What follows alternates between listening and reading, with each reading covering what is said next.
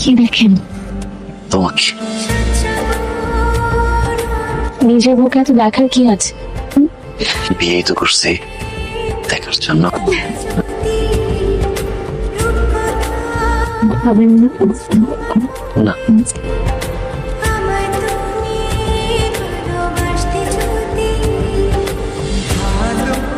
মাথায় তেল দিয়ে দিই।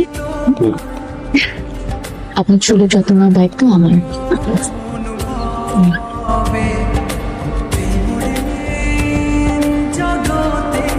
শুনেন, আপনার সবগুলো শার্ট আমি ধুয়ে আয়রন করে দিয়েছি। ভাঁজ নষ্ট করবেন না কিন্তু।